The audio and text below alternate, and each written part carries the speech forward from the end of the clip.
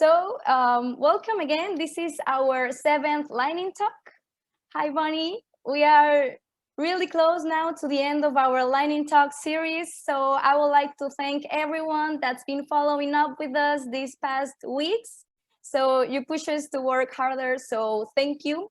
And just to remind you, this lightning talk series is part of the AI for Climate initiative, which explores the powers of AI and exponential technologies in conservation efforts and to tackle the effects of climate change.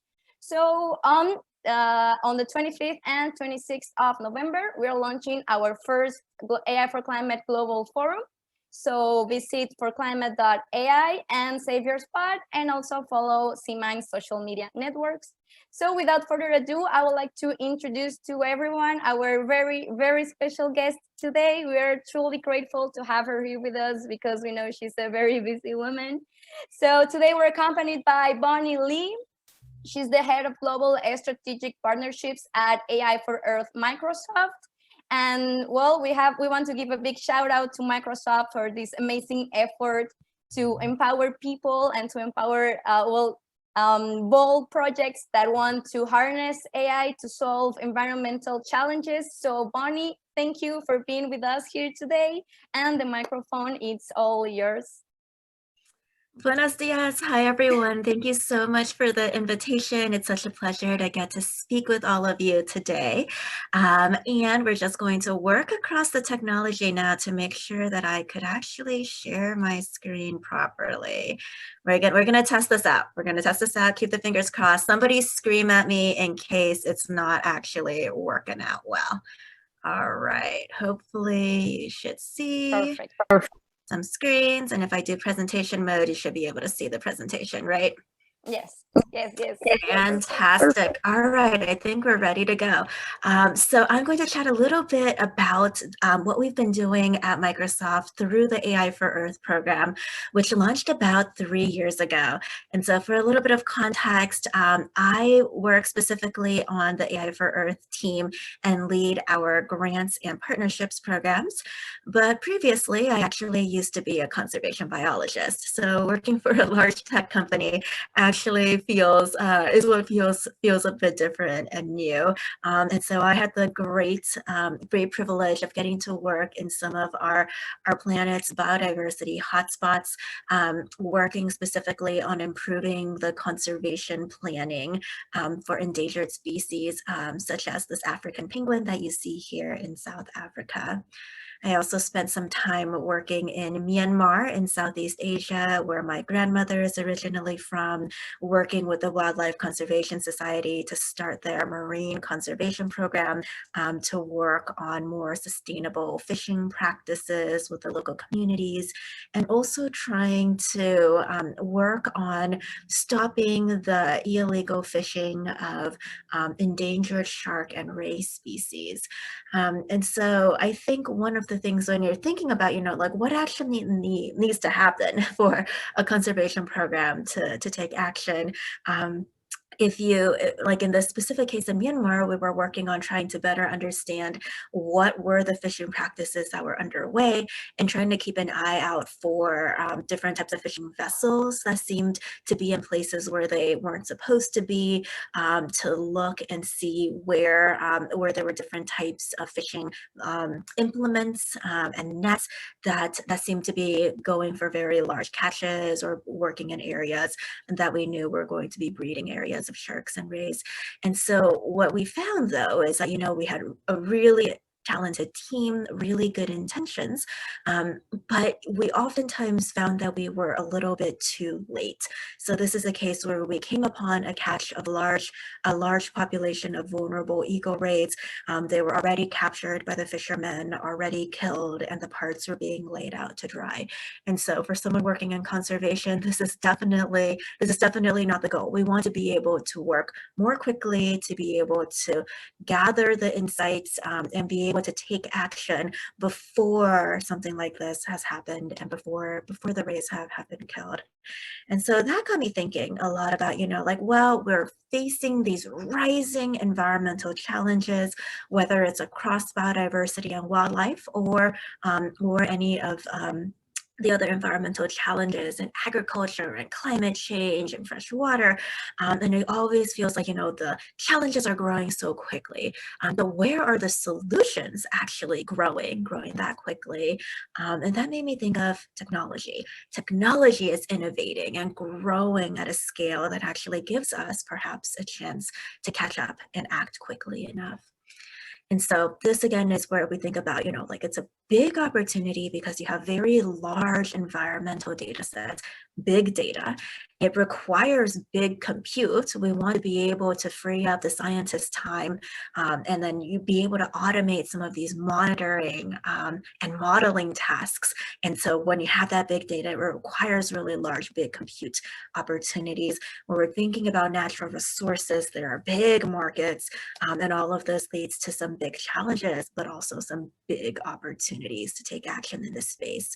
And so this is really what brought me to Microsoft about 3 years ago, the launch of the AI for Earth program. And this was a $50 million program that was put together specifically to look at this intersection, how we could look at specifically applying the innovations that were happening in the computer science space and applying them directly towards tackling challenges that we're facing in the environmental sphere. And so really looking at serving as this bridge across disciplines. And to date, we've now been able to support more than 600 projects working in 90 countries around the world. And the ways that we're operating is we're looking at how we could actually increase access to the cloud technologies and be able to apply AI algorithms at scale. And we look at providing those grants to organizations and individuals who are working at that technology and environment intersection. But not only do we, it's not enough just to provide access to the tech resources, we also provide education and training so that we can work on making sure that the grantees are able to take full advantage of the latest advances in AI and technology. And finally, we work hand in hand with these projects that are most promising and most capable of scaling and having greater impact. And we work on these strategic partnerships where we look at developing these innovative opportunities. And so I'm going to chat just a little bit. I could talk, you could imagine with more than 600 grants, I could talk all day about them, but unfortunately we don't quite have that much time. So I'll just go through 2 examples today, both of them near and dear to my heart. As you heard, I used to work in marine biology, and so these projects were particularly exciting for me. One is Ocean Mind, which is a nonprofit based in the UK, and they work all around the world, and they're attacking this problem that I used to work on before, which is illegal, unreported, unregulated fishing. And this has led to more than 60% of our oceans being fully fished. 30% are already overfished, and that leaves only 10% of our entire oceans fishable and being able to help sustain both the natural populations as well as the human populations that depend on them. And so let me sort of roll this video to show you a little bit about what they have been doing.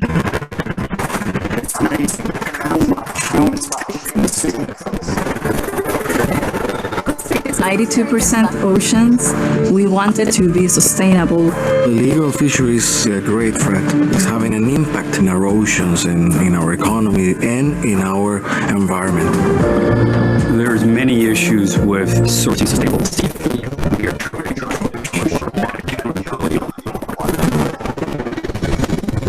using AI, we empower governments, suppliers, and NGOs at scale around the world to prevent illegal fishing in a way that wasn't possible before. Ocean Mind will be receiving integrated satellite images, multiple imagery, radar imagery, red data. We use Microsoft AI to recognize the fishing activity, the identity of that vessel, and whether that vessel had a license. We find suspicious activity so that analysts can investigate and government resources more effectively.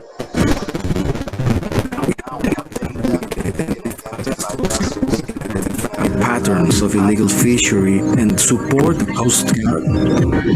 The ability to have third-party verification is crucial in protecting us and our brand as we sell seafood throughout the world. We're making our first API available through Microsoft AI for Earth to anyone who wants to help fight illegal fishing.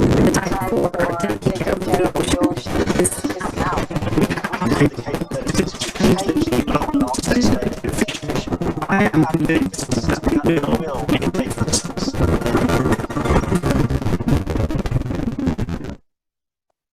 Fantastic. Well, again, like Ocean Mind, not only is it because I used to work in this area, and so I love their work dearly, but I think it's such a good example because it's an application of a great technology. And so they've created a really fascinating platform that's able, as you could see, right, that's like it's being able to pinpoint and be able to tell essentially sketchy or suspicious behavior of the movement of boats, if they're in an area where there shouldn't be, and using that as a first step to be able to actually work on regulating and taking action on some of these illegal fishing boats.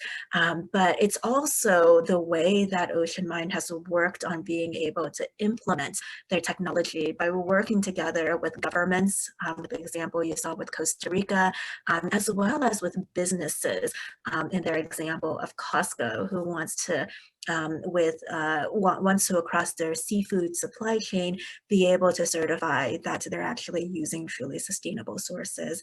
And so it's really looking at, like how it is that you're working on getting that technology integrated directly to people who are working on decision making and being able to really truly have an impact. So again, I really, really love that Ocean Mind story. Taking a slightly different pivot, this is another organization I absolutely love called WildMe. This is a nonprofit based in the US, again, working all across the globe. And they're really working on trying to be able to understand with vulnerable, endangered species around the world, scientists want to be able to understand where exactly they are, how many of them are there, how they're moving across time and space. And that amount of tracking, as you could imagine, if you're doing that manually, it's just so difficult to work on trying to get trackers or tracking different images. And it's just so difficult to really get a hold on a species. And so WildMe has created this fascinating platform where they're taking advantage of citizen scientists or normal people like you and me who might be taking pictures or taking videos wherever we happen to be in the world and uploading those images to the internet, integrating that with researchers and volunteers who are working on this platform and actually using their algorithms then to identify down to the specific individual, not even just species, but like the specific zebra or the specific giraffe, and be able to help accumulate the store of data that the scientists would be able to use. And so to actually be able to show this in action, I'm going to try out a demo. We'll see if this is going to work. I'm going to switch over to another screen. So let me know if hopefully the screen is still showing. Okay, perfect. All right. So this isn't exactly what the real wild book looks like. It's a little bit of a demo that we show. To give you a better idea of what's happening on the back end. And so WildBook has created this intelligent bot that wakes up every single night and automatically by itself just goes and starts trawling across our internet, going across YouTube and like Instagram, like different publicly available sources of video and imagery. And when it finds something that potentially is of interest. So for this specific project, they're looking for whale sharks. And so we have that bot. It's going, it finds this YouTube video that is potentially interesting. It was actually in Spanish before, and so they translated it to English for the scientists who are working in English, translated it, found the keywords that seem to say whale sharks. Perfect, this actually is what we want. And they start actually extracting key video frames so that they'll actually be able to use that use that information for analyses later. And what they found is that, remember, it's important to not only see a whale shark, you want to know exactly when and where it occurred, because that's actually the useful information for the scientists. And so we actually saw that that might be incomplete right now. We don't actually know exactly, we just know that she's diving with whale sharks, but we don't actually know exactly when or where. So we're going to take this next step. We're going to start processing the information. And you're starting to see, oh, on the video actually comes with a date. So we've got some date information. We've got some frames of the whale shark at different angles, which is great. And the pattern on the whale shark, you see the dots and the lines are actually like a human fingerprint. Each one is unique to a specific individual. And so they're now running the algorithm against a database of existing whale sharks to see, hey, we saw this guy swimming.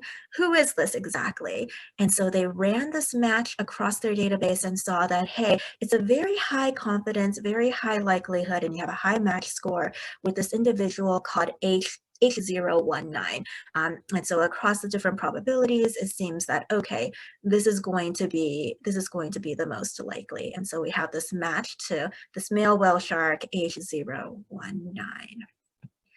All right. So we now have this thing was like, we don't actually know where this occurred. And so our bots automatically commented on the YouTube video, and our user, our diver, was able to respond and be able to say that she was actually diving in east of Isla Contoy in Mexico. And so fantastic. We now have the date from the video. We have this response from the diver. We have our identified whale shark, which is H019. And so we're going to post and talk to Nuria. And so we want to tell her thank you for her help. We found the whale shark in the video.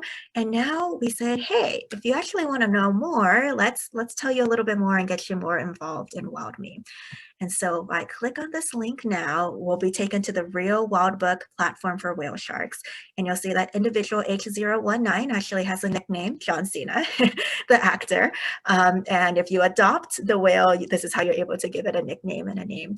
And you're actually able to see that this is like all of the different encounters, all the different observations that have been collected, whether by scientists or by a citizen scientist in their videos or in their pictures. And so you're able to see just like, where this whale shark has been and sort of track their movements.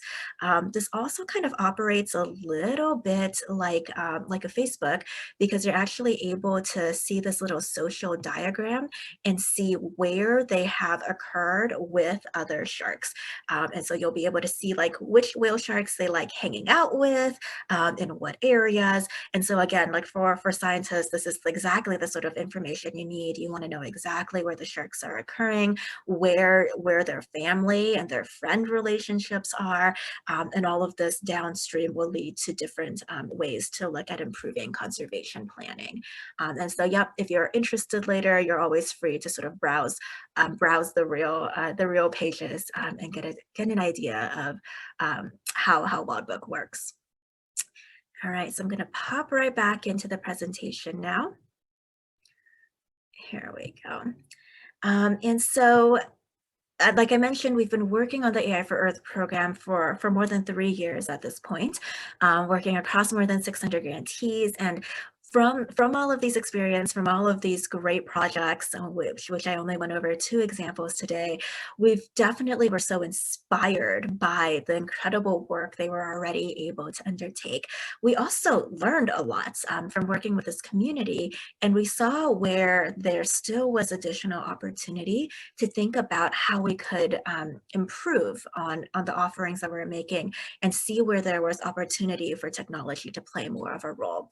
And what we really realized was that, we working from like project to project, from each grant to each grant, was impactful, and they did incredible work. But where there really could be this greater opportunity is if we could think about how to actually truly allow the grantees to collaborate more with each other and to build on each other's work. So if you were another biodiversity scientist, for example, how could you take advantage of some of what WildMe has already created? How could you take advantage of some of their algorithms that look at pattern recognition, to be able to identify individual animals for you to apply to maybe a species that you're working on. And so this really got us to thinking we really needed to create one single platform, one planetary computer that would truly allow for scaling ecological insights, where you'll be able to have the key environmental data sets and the models made available as APIs and applications, all running off of a fluid infrastructure. So across all of these different sort of like user groups that you saw that we outlined here in this diagram, all of these groups will be able to utilize and make use of those technology deliverables and be able to start contributing the public data sets that they're using, any improvements to the model that they've created, and really look at how this could be the symbiotic single platform to really infuse and empower environmental work happening in the cloud. And so this would be looking at scaling across the infrastructure, like I mentioned, from the data to the infrastructure, algorithms, APIs, and applications, as well as thinking about what are some of those key applications that are really useful in the environmental space to be able to classify specific species or individuals or land masses, to be able to forecast in the future and try to determine what is going to happen with increasing sea level rise, for example, to be able to have planning algorithms that help you actually make those decisions given the different variables at hand into the future, and attribution to be able to take what it is that you're observing in the natural environment and trace it back to its root cause and be able to take action there. And so again, lots of work to sort of happen across an entire planet, across lots of data, across lots of different analyses. But we're really excited for being able to work on AI for Earth in this next step to think about how we could create this one planetary computer for environmental work across the globe. And so, phew, I've been talking a lot today. Thanks again so much for your time. And I have about 10 minutes left here. Would love to answer any of the questions that you might have.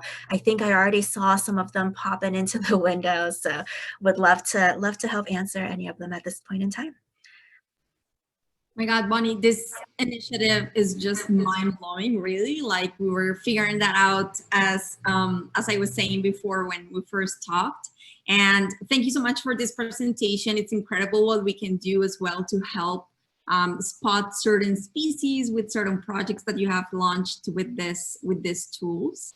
And we have one question from Stephanie. What role does openness play in the planetary computer? Fantastic question, Stephanie. We are pushing for as open and as publicly available as possible.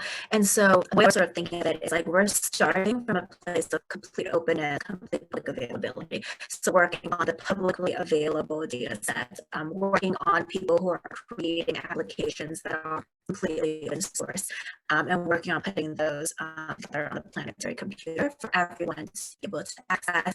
And also providing grants to be able to, there always is going to be a compute cost associated with using the planetary computer, looking at providing grants to enable organizations and individuals, particularly in areas where you have less access to technical resources to be able to run the analyses you're going to need.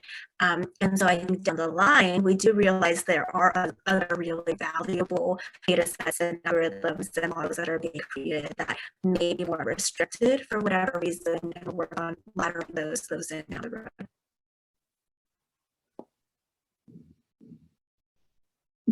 She says thank you.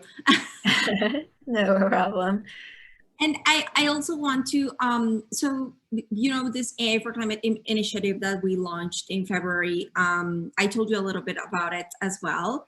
And for us, it's really important to understand the role of the community and how the community plays that role, but as well how we are connecting as well with industry leaders, with government.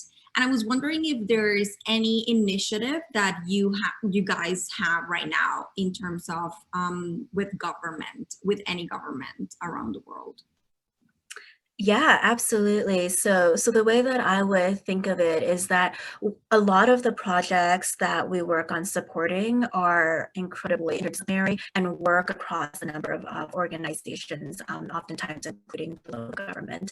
And so that one example you saw with Ocean Mind, it involves Ocean Mind working as a technology provider, working together with local nonprofits, for example, in Costa Rica, as well as the Costa Rican government. At the federal level, because they're by definition involve policy enforcement and regulations, and so that's a very natural tie-in.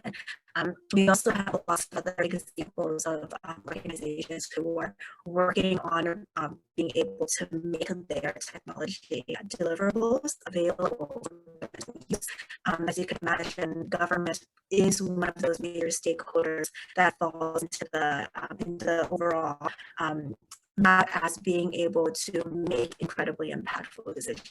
And so we have examples of that with wildfire prediction services working together with the California government, this California state government, where there are a large number of wildfires. We have ones working in drought-ridden areas in North Africa and working on water regulation programs. And so we absolutely see that as important, where we're not supporting projects that just have created an interesting technology, but are really thinking about how it is that we could create partnerships and connections so that it's going to be made available to the right people. And I think that's one of the ideas of the Planetary computer as well, is that we're looking at being able to better provide that leadership for organizations too. And so you might have an academic research lab based at a university that may have not created a governmental connection themselves quite yet.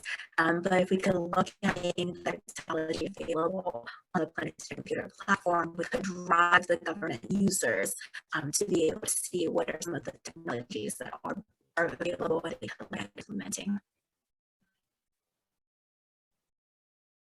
And I think you're on mute, Rishia. I'm muted, sorry. Yeah, thank you, Bonnie. So we have another question.